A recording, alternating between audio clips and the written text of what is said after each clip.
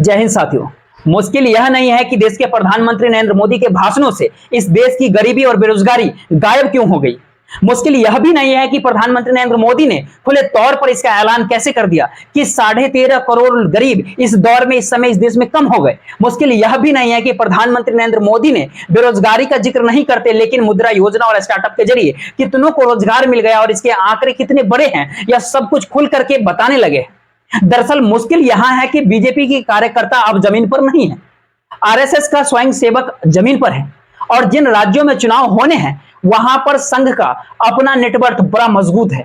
वह चाहे मध्य प्रदेश का क्षेत्र हो, चाहे राजस्थान का क्षेत्र हो, चाहे छत्तीसगढ़ हो, चाहे तेलंगाना ही क्यों ना हो, लेकिन इन तमाम जगहों पर आरएसएस की मौजूदगी है और आरएसएस का स्वयंसेवक जमीन की उस परिस्थिति को बाखूबी समझ रहा है कि गरीबी का मतलब होता क्या है और बेरोजगारी किस तरीके से युवाओं को परेशान किए हुआ है।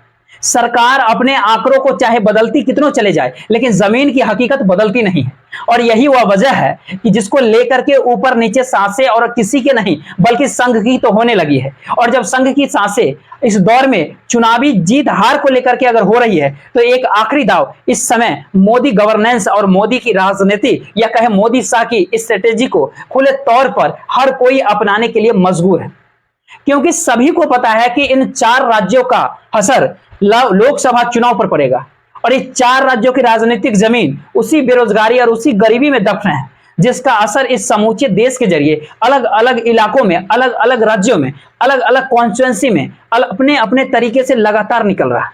तो क्या वाकई जमीन पर बीजेपी हार चुकी है? क्या वाकई जमीन पर लोगों के भीतर जो गुस्सा है उस बात को लेकर के है कि प्रधानमंत्री नरेंद्र मोदी जिस हवाई बातों का जिक्र कर रहे हैं उसका जनता से कोई मतलब, कोई सरोकार है ही नहीं? स्थिति है क्या? और जब इस बात का जिक्र आरएसएस के भीतर स्वयंसेवक राजस्थान, मध्य प्रदेश और छत्तीसगढ़ की उस हवा को समझते बुझते हुए निकालना शुरू किए कि उनकी शुरुआत कहां से कैसे होनी चाहिए, तो वह उन्हीं लोगों से टकराते हैं जो इन 3 राज्यों के भीतर उन 2 परिस्थितियों से लगातार जूझ रहे हैं। तो फिर उनका अपना सर्वे क्या कहता है, उनकी अपनी परेशानी क्या हो जाती है।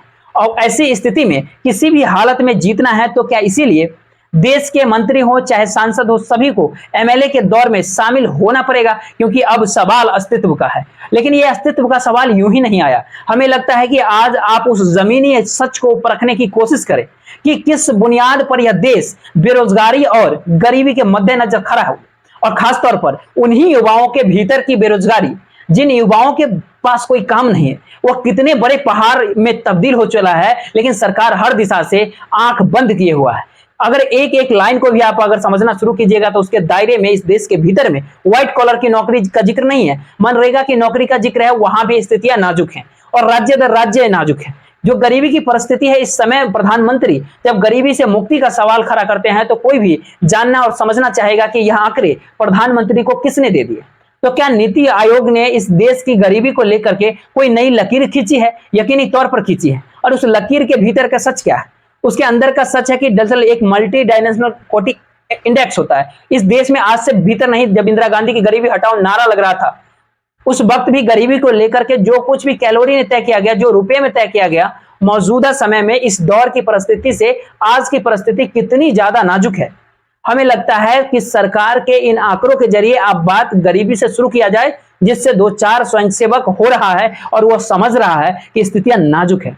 दरअसल 4-5 तरीके ही गरीबी को आंकने को लेकर के है। एक तो ग्लोबल एनपीआई होता है, यानी मल्टीनेशनल पॉवर्टी इंडेक्स। एक वक्त में होता है रंगराजन कमेटी, एक वक्त में तेंदुलकर एक्सपर्ट कमेटी बनी, उसके बाद नीति आयोग आकर के सामने खड़ा हो गया। अब एक क्षण के लिए आप सोचिए कि बहुत पीछे नहीं आप जाइए, यह समझने का प्रयास कीजिए कि जिस समय गरीबी हटाओ का नारा था उस समय 2400 कैलोरी ग्रामीण क्षेत्रों में और 2100 कैलोरी अर्बन क्षेत्रों में। हमें लगता है कि कैलोरी भी आप भूल जाइए, सीधे बात रुपये के करते हैं। और उस समय लगभग 49 रुपये 9 पैसे ग्रामीण क्षेत्रों में जिसके पास 6 प्रतिदिन कमाई के वह गरीब नहीं माने जाते थे। शहरों में जिसके पास 56 रुपये 64 पैसे थे वह गरीब नहीं माना गया प्रतिदिन कमाई के। उसके बाद 2009 में जब तेंदुलकर कमेटी बनी तो उसमें कहा जी नहीं, अब हम इसको कम करेंगे, 26 रुपए ग्रामीण क्षेत्रों में जिसकी कमाई है और 32 रुपए अर्बन क्षेत्रों में जिसकी कमाई है, उसके जरिए हम चीजों को परखेंगे। 2014 में रंगराजन कमेटी बनी, उसने कहा नहीं नहीं, ये रुपया बहुत कम है, इसको हम थोड़ा बढ़ा देते हैं, 32 रुपए ग्रामीण इलाकों में और 47 रुपए शहरी इलाकों में। या हमें रखना पड़ेगा कम से कम इसके नीचे जो आएगा वह गरीब है। अब आप जरा आप कल्पना की शुरुआत कर लीजिए कि मनरेगा के भीतर करोड़ों किसान मजदूर सभी काम करते हैं और यह 3 राज्य ऐसे हैं जिन पर कमाई साल भर की जब होती है और उसको जब प्रतिदिन में आप तब्दील करेंगे तो 30 से 35 रुपये के बीच में ही चीजें डूबती है। तो सभी गरीब हो गए, लेकिन सरकार नहीं मानती। सरकार कहती है हमने तो नीति आयोग द्वारा मल्टी डायमेंशनल पॉवर्टी इंडेक्स तय किया। अब जब सरकार ने यह तय किया है तो हमें लगता है कि मनरेगा के तहत स्थिति क्या है, इसको एक पल के लिए समझ लीजिए आप। इस देश के भीतर में कुल मनरेगा से जुड़े हुए देश का पहला हिस्सा, उसके बाद राज्यों का हिस्सा, देश में लगभग 25 करोड़ मजदूर हैं। उसमें से जो एक्टिव है उनकी संख्या 15 करोड़ है। उसमें से जिनके पास जॉब कार्ड है वह सिर्फ 9 करोड़ 71 लाख के आसपास है। एक साल पहले तक यह संख्या लगभग 16 करोड़ थी। आप यह सवाल कर सकते हैं कि दरअसल यह कम क्यों हो गया। साल भर के भीतर ही कम इसलिए हो गया क्योंकि पैसा उसी को दिया जाता है जो आधार से जिसका ट्रांजैक्शन जुड़ा हुआ है, और टेक्नोलॉजी के लिहाज से और जानकारी के लिहाज से मजदूरों तक यह स्थिति नहीं पहुंची। तो एक झटके में 5 से 6 करोड़ मजदूर जो मनरेगा में काम कर रहे थे वह बाहर हो गए। वह तो गरीब नहीं, अति गरीब या फिर बीपीएल से भी बुरी स्थिति में आकर के खड़े हो गए। उनके पास सही मायनों में 5 किलो अनाज जो गरीब कल्याण योजना से मिलता है वही जिंदगी जीने का एक आसरा है। लेकिन सरकार के नजर में वह भी गरीब नहीं है, क्योंकि सरकार कह रही है कि हमने 13.5 करोड़ गरीबों को बाहर निकाल दिया। अब जो बचे हुए हैं उस सिर्फ 20 करोड़ बचे हुए हैं। जो सरकार की रफ्तार है उसमें अगर एक एक राज्य के भीतर आप जाइएगा, जैसे मध्य प्रदेश के भीतर कुल मनरेगा से जुड़े हुए लोग 1 करोड़ 77 लाख, जो एक्टिव हैं 1 करोड़ 10 लाख, कार्ड कितनों के पास है? सिर्फ 64 लाख के पास। यानी उससे कहीं ज्यादा 1 करोड़ लोग कहां काम कर रहे हैं, किन परिस्थिति में जी रहे हैं, सरकार इस पे आंख बंद कर लिए। राजस्थान के भीतर 2 करोड़ 30 लाख वर्कर्स मनरेगा से जुड़े हुए हैं। सरकार कहती है कि एक्टिव सिर्फ 1 करोड़ 36 लाख है, लेकिन जॉब कार्ड कितनों के पास है? सिर्फ 88 लाख लोगों के पास। यानी यहां पर भी बड़ी स्थिति में, और तकरीबन 50 लाख से ज्यादा मजदूर यहां पर भी जो एक्टिव हैं उनके पास काम नहीं, और अगर इनको जोड़ दीजिएगा टोटल वर्कर में तो फिर यहां पर 1.5 करोड़ के लगभग आते हैं। छत्तीसगढ़ के भीतर आप जाइएगा तो 85 लाख एक्टिव वर्कर हैं, जिसमें से सिर्फ 32 लाख के पास जॉब कार्ड है। यहां पर भी 50 लाख के आसपास कुछ भी नहीं। अब यहां पर एक सवाल होता है कि जो कमाई होती है वह कितनी कमाई? 221 रुपए छत्तीसगढ़ में मिलती है, 221 रुपए मध्य प्रदेश में मिलते हैं प्रतिदिन का हम बता रहे हैं, और राजस्थान में 256 रुपए मिलते हैं।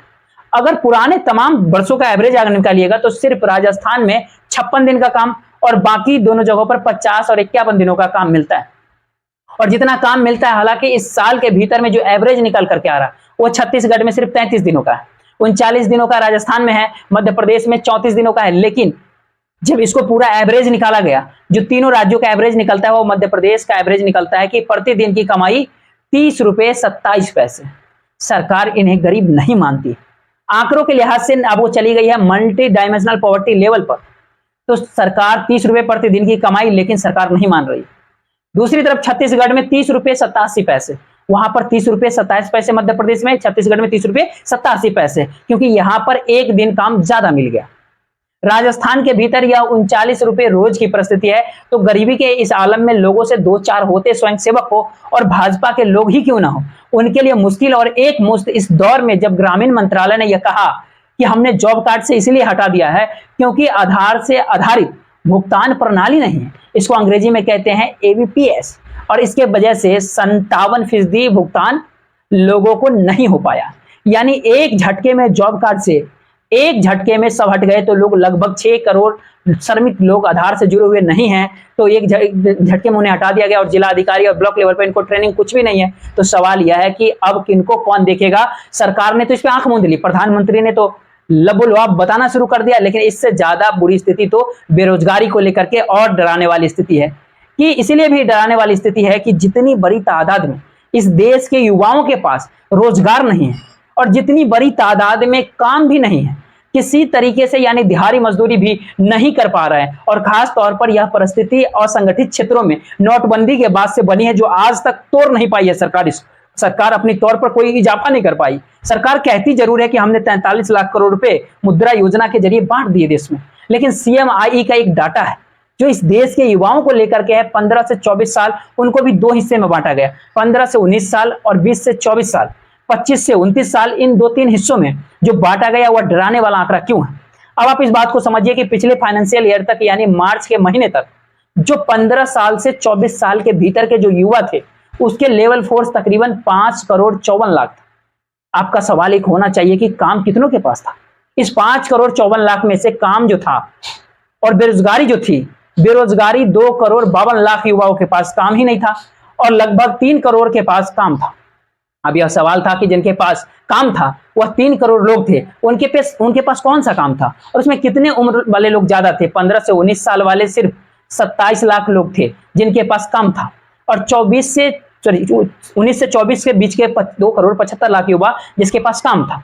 अब सवाल यहां पर आता है कि वोटर जो होता है वह 20 से 25 साल के बीच के वोटरों को मानिए जिनकी तादाद तकरीबन 5 करोड़, इसमें से 2,80,00,000 के पास काम ही नहीं है और 2,25,00,000 के पास जो काम है, अगर उसके भीतर आप देखना शुरू कीजिएगा तो ज्यादातर दिहाड़ी मजदूरी कर रहे हैं और जो नौकरी पेशे वाले लोग हैं, जो सैलरी से जिनको पैसा मिलता है, उनकी तादाद सिर्फ 67 लाख यानी 67 लाख है मात्र।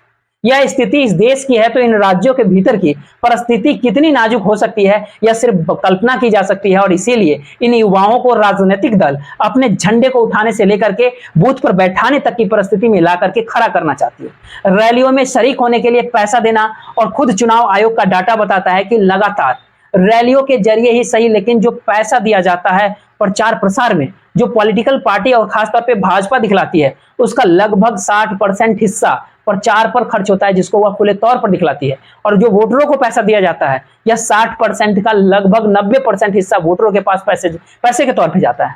इस देश की इस इकोनॉमी के जरिए जरा आप अंदर थोड़ा और चलिए। जब नोटबंदी नहीं थी तब कितनी बड़ी तादाद में इस देश के युवा तबका मजदूर के तौर पर उपलब्ध था और आज की तारीख में कितना बड़ा तबका है। अब आप कल्पना कीजिए, जनसंख्या तो बढ़ गई 2016 से 2023 के बीच में, लेकिन 2016 में 7,48,00,000 कामगार इस देश के युवा हुआ करते थे जो एक झटके में आज की तारीख में घट करके 5,54,00,000 पर आ गए। यह मैसेज क्या बताता है कि 2 करोड़ लोग कहां गए और इनके पास कोई काम नहीं है तो किस परिस्थिति या किस स्थिति में कहां जी रहे हैं। जब कोई काम नहीं कर रहे हैं तो ये दिहाड़ी मजदूरी भी नहीं कर पाते हैं, ये ठेला भी नहीं लगाते हैं, ये रेहड़ी भी नहीं लगाते हैं। सरकार जिन बातों का जिक्र कर रही है इनके पास कोई काम ही नहीं है और इस दौर में जो मनरेगा के भीतर जुड़ना भी चाहते थे, अब वह क्योंकि एक बड़ी तादाद में जो सरकारी आंकड़ा आज का ही है कि सिर्फ 9 करोड़ लोगों के पास जॉब कार्ड दे पा रहे हैं क्योंकि कुछ के आधार से नहीं जुड़े हुए तो कुछ के लिए काम नहीं, हमारे पास बजट नहीं। तो इस स्थिति में यह सरकार इन परिस्थितियों को ला करके खड़ा कर चुकी है। अब यहाँ पर राजस्थान, मध्य प्रदेश और छत्तीसगढ़ के भीतर घुसिए आप। जो यूथ पॉपुलेशन है 20 से 29 साल की है, राजस्थान में लगभग 1,07,00,000, मध्य प्रदेश में 1,70,00,000, छत्तीसगढ़ में लगभग 60 लाख। यह यूथ पॉपुलेशन के पास कितना काम होगा और कितनों के पास काम नहीं होगा, यह सिर्फ इस बात से समझिए कि 47% के पास कोई काम नहीं। एक लिहाज से आप आधा लगभग इनमें से पूरी तरह से बेरोजगार हैं जिसके पास कोई काम नहीं। सिर्फ 12% ऐसे हैं जिनके पास सिर्फ सैलरी ले पाते हैं, यानी उनके साथ सोशल सिक्योरिटी जुड़ी हुई है, जहां पर इलाज हो जाए, एजुकेशन की बात होने लगे, यहां पर कोई सिक्योरिटी बाकियों के पास है कि नहीं। तो क्या एक ऐसी स्थिति में इस देश के ग्रामीण और शहरी युवा दोनों जा चुका है जहां गरीबी और बेरोजगारी की परिस्थिति से सरकार आंख बंद कर देना चाहती है, लेकिन यहाँ की राजनीति बताती है कि लोगों के भीतर का गुस्सा जो है वह यहाँ पर आप एक सवाल और खड़ा कर दे रहा है। यह सवाल छत्तीसगढ़ और राजस्थान का है जहां पर कांग्रेस की सरकार है। तो आप कहेंगे ये तो मध्य प्रदेश में अगर भाजपा की सरकार कटघरे में है तो इन राज्यों में भी राज्य की सरकार कटघरे में होगी। मुश्किल यह नहीं है, मुश्किल आरएसएस के स्वयंसेवक और इस देश के भीतर एक ही पॉलिसी चलती है जो सोच प्रधानमंत्री मोदी के जरिए लाई गई, क्योंकि तीनों राज्य के चुनाव में एक ही चेहरा प्रधानमंत्री मोदी का भाजपा की तरफ से रहेगा और इस समय डबल इंजन के सरकार को कहना और केंद्र की नीतियों का बखान लगातार प्रधानमंत्री के जरिए करना, उसने इन तमाम फैक्ट्स को ढक लिया कि राज्य सरकारें कहां पर फेल होती है और जब राज्य सरकार जहां पर फेल होती है वहां पर केंद्र सरकार किसी तूफान की तरह एक के बाद एक पन्ने बतलाती है कि मोदी मुद्रा योजना 48 लाख करोड़, अच्छा, और रोजगार स्टार्टअप 1 लाख से ज्यादा स्टार्टअप, और क्या चाहिए, गरीबी 13.5 करोड़ को हमने बाहर कर दिया। इस देश के भीतर में जो गरीबों के साथ कल्याण योजना थे लगभग 200 से ज्यादा कल्याण योजनाएं शुरू कर दी और जिनके पास कुछ भी नहीं है उनको तो डायरेक्ट बैंक ट्रांसफर भी दे रहे हैं। और बैंक ट्रांसफर की स्थिति यह हो चली है कि इस देश के भीतर में हमने इतना पैसा इसको दे दिया है और जनधन योजना के तहत चीजें क्रिएट की है, लेकिन उसको जब आप एनालिसिस कर कीजिएगा तो पता चलेगा कि प्रत्येक खाते 4,000 रुपए से ज्यादा पैसा, यह ओवरऑल की स्थिति हम बता रहे हैं। और गांव दर गांव बैंक जो खुले हुए हैं, जो ग्रामीण बैंक है, जो कोऑपरेटिव बैंक है, जो कमर्शियल बैंक है, अगर इन बैंकों के खातों को अगर आप पलटिएगा और उनको जो डायरेक्ट बैंक ट्रांसफर है, चाहे वो किसान सम्मान निधि से जुड़ा हुआ पैसा आ रहा हो या बीमा से जुड़ा हुआ पैसा आ रहा हो, जो पैसा आ रहा है अगर उसको भी आप मान ले कि इसको आ रहा है तो उसकी भी परसेंटेज जो है वो 35 से 45 के बीच है, बाकियों के पास नहीं। या फिर वह अप्रोक्ट वे में रेंडमली कभी उसके पास आता है, कभी 2 किस्त उसके पास नहीं आता, चौथी किस्त इनके पास आ जाती है। इस तरीके की परिस्थिति के भीतर इसको हम लूट कहें या इसको हम टेक्नोलॉजी के साथ जुड़ी हुई एक नई सिस्टम की लूट कहे, जो कहना है आप कह सकते हैं। लेकिन इन इलाकों के भीतर का मुश्किल सबब इसलिए भी बड़ा हो गया क्योंकि यूथ एम्प्लॉयमेंट की जो परिस्थिति थी और जो लेबर पार्टिसिपेशन था, अगर एक क्षण के लिए आप सोचिए कि 2016 में अनएम्प्लॉयमेंट 29% था। इन युवाओं को लेकर के हम अब जिक्र कर रहे हैं और 2023 में बढ़ करके 45.4% हो गया। आज की तारीख में यह 47% है। जो पार्टिसिपेशन था लेबर का, जिनको काम मिल जाता था, वह 29.4% को काम मिल जाता था 2016 में, और आज घटते घटते यह 18% पर आ गया है। इतनों को ही काम दे पाने की स्थिति में है। यह नाजुक परिस्थिति के भीतर एक सवाल यह भी होना चाहिए कि जो बड़ी तादाद में इस देश के भीतर में लगभग 9 करोड़ से ज्यादा युवा है, वह क्या करते? यही वह सवाल है जो आरएसएस को डरा रहा है और यही वह सवाल है जो भाजपा को भी डरा रहा है, क्योंकि लोकसभा का चुनाव नजदीक है और यह मुद्दे इस देश के भीतर में चुनाव नहीं, जरूरतों को देखते हैं और चुनाव के मद्देनजर उस राष्ट्रीय पार्टी को देखते हैं जिन्होंने इसको पॉलिसीगत तरीके से बनाया है। यानी उन्होंने ही कहा गरीबी दूर हो गई, उन्होंने ही कहा इस दौर में रोजगार मिल गया, उन्होंने ही कहा कि लाखों करोड़ों रुपए हम बांट दिए।